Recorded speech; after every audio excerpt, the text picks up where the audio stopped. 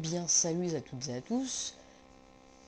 Aujourd'hui, on se retrouve pour une petite vidéo pour vous montrer comment créer un script sur Linux. Alors, pas Ubuntu en particulier cette fois, c'est vraiment Linux, c'est universel. Comment créer un script? Alors, bien sûr, dans un script, qu'est-ce qu'on va entrer? Des commandes spéciales. Donc, quand on utilise script, en fait, il faudra apprendre quelques commandes sur Linux, hein. On fera ça dans un prochain tutoriel, je vous apprendrai à utiliser le terminal et les différentes commandes qu'on peut entrer dedans. Et en fait, un script sert à exécuter des commandes. Par exemple, moi j'ai fait un script pour lancer TeamSpeak 3. Et donc voilà. Une fois que vous avez bien compris le truc, on va tout de suite commencer. Donc déjà, il vous faudra ouvrir le terminal. Donc moi j'ai un raccourci sur le bureau. Si vous ne savez pas ce que c'est le terminal ou comment l'ouvrir, vous allez dans le menu démarrer, vous tapez tout simplement terminal, terminal, voilà, et vous aurez celui-ci en cliquant dessus, ou sinon vous faites CTRL ALT plus T, ça vous ouvrira un terminal. Ce terminal, moi je vais le mettre en plein écran, c'est ce que je vous conseille de faire. Puis vous allez devoir passer en administrateur en faisant sudo su. Vous entrez votre ah oui, donc j'ai oublié de faire une petite j'ai oublié de faire une petite précision. Donc vous allez faire sudo su, voilà, parce que peut-être vous débutez en Linux, donc attendez, je vais rouvrir un terminal. Quand vous faites sudo su, voilà, ils vont vous demander un mot de passe, et vous le tapez, et c'est normal que ça vous affiche rien, c'est une sécurité de Linux, et vous faites entrer. En fait, vous tapez votre mot de passe et vous faites entrer. Ensuite, une fois que vous êtes là, vous allez vous retrouver là. Donc déjà, vous allez faire cd/home ls, voilà, pour voir les dossiers. Et en fait, ça dépend de votre nom d'utilisateur. Donc vous, c'est peut-être pas ça votre dossier. Ça sera peut-être, je sais pas moi, par exemple Frédéric, comme ça, voilà. Ça sera en fait votre nom d'utilisateur. Donc moi, c'est cd réseau pour ma part. Et là, on va faire ls. Et là, ici, on a tout les fichiers. Oui, j'ai déjà fait un script essentiel.sh qui me sert à installer mes paquets de base. Voilà. Donc on va taper tout de suite. Des fois on peut voir des fichiers cachés aussi. Voilà. Donc on va créer, pourquoi pas, un dossier spécialisé pour les scripts. Vous pouvez le faire si vous voulez.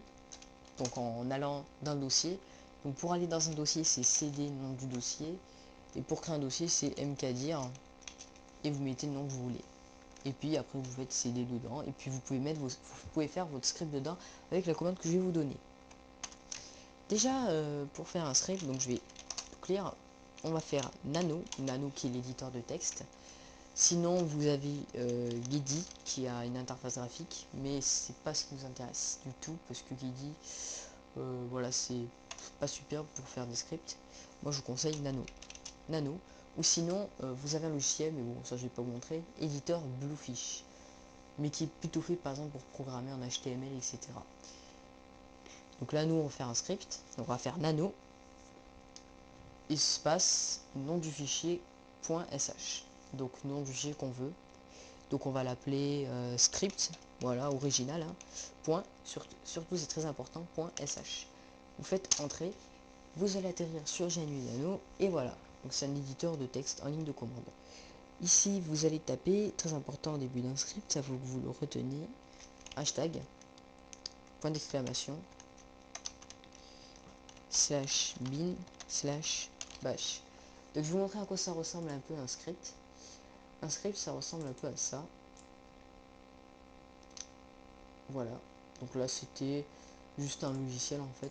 D'ailleurs, il faudra que je l'édite ça. Ça ressemble à ça. Donc si vous avez tapé ça, vous faites entrer. Donc je vous conseille de souder des lignes pour que ce soit propre. Et vous avez déjà la commande echo. Donc echo, pour ceux qui connaissent un peu en Linux, c'est pour écrire un message, ou même en PHP, hein, echo on l'utilise pour afficher une variable ou taper un texte.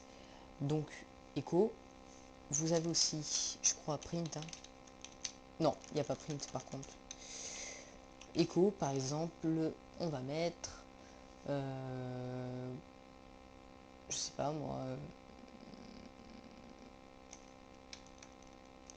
création, on va faire un truc simple, voilà, création même pas, on va installer une application, tiens, qu'est-ce que je peux installer que j'ai pas,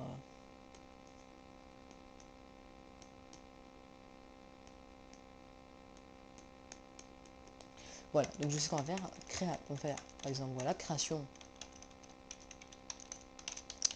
du dossier, non même pas, on va pas faire créer, on va faire par exemple mise à jour du système d'exploitation. Et très important, fermez les guillemets. Donc vous démarrez les guillemets, vous fermez les guillemets, et déjà là vous avez fait une ligne, un petit programme qui va vous dire mise à jour du système d'exploitation si vous le lancez. Donc pour enregistrer, vous faites CTRL X, vous faites O pour oui, si votre Ubuntu est en anglais c'est Y. De toute façon ça vous le dit en bas, nom du fichier écrire script.sh, ok. Et voilà, donc là vous avez fait votre script.sh. Donc pour information, le script.sh a été créé dans le dossier où vous êtes allé. Donc moi c'était /home/enzo. Donc là il est ici. Donc script.sh, mais ça va pas marcher si je le lance. Il faut lui donner les droits. Pour cela, vous faites toujours en route chmod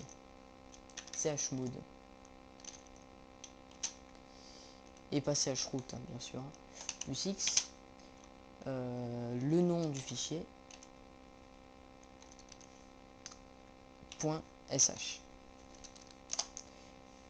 et tout simplement pour l'exécuter, et ben vous faites / nom du fichier .sh. Donc moi c'est start, c'est script.sh. Voilà, donc là on a fait un petit programme, vous voyez, qui nous dit mise à jour du système d'exploitation. C'est très classique, enfin c'est un truc très simple à faire. Donc maintenant on peut rendre ça un peu plus beau, donc nanoscript.sh, donc je vais rééditer le fichier en faisant nanoscript.sh. Surtout mettez le même nom, hein, sinon ça va vous créer un autre fichier.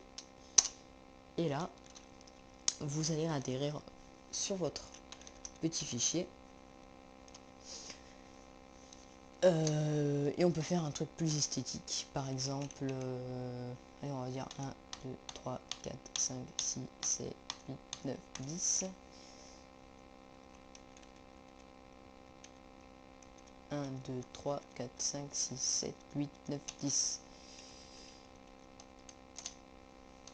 Ensuite, ce que vous pouvez faire ici, c'est taper une commande. Donc, sudo apt get update.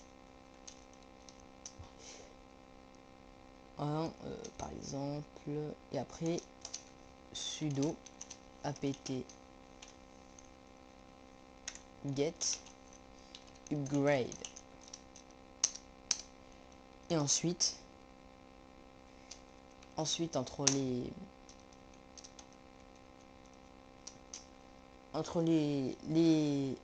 commandes, vous pouvez mettre des espaces de secondes, donc du temps.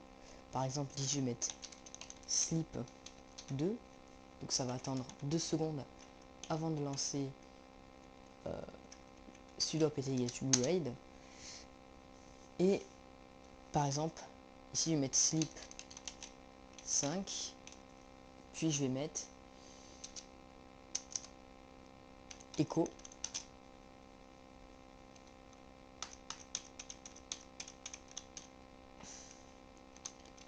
mise à jour terminée.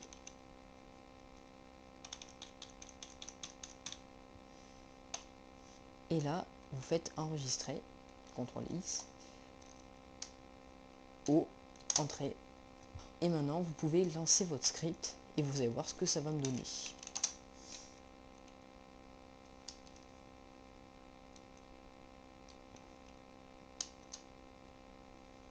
Ça, c'est très utile quand vous avez plusieurs machines virtuelles qui tournent sur Ubuntu. Et bien, vous pourrez comme ça les mettre à jour, tout simplement. Donc là, vous voyez, il va attendre quelques secondes. Et voilà, donc il avait bien attendu quelques secondes. Il avait attendu 5 secondes avant de m'afficher mise à jour terminée. Donc ensuite, bien sûr, dans le fichier, hein, ici, vous pouvez entrer d'autres commandes. Hein. Vous pourrez par exemple créer des dossiers en tapant mkdir, nom du dossier, etc. Voilà, CD machin, télécharger une image sur internet, la mettre en fond d'écran, etc. Mais sachez que pour écrire des scripts, il faut s'y connaître en ligne de commande. Voilà, enfin il faut s'y connaître, il faut savoir des commandes quoi. Par exemple, pour télécharger un fichier sur internet depuis une commande, c'est wget. Donc j'espère que c'est wget et le lien. J'espère que cette vidéo vous aura plu. En tout cas, moi j'aime bien vous faire des vidéos comme ceci, parce que j'aime bien, ça me fait passer le temps.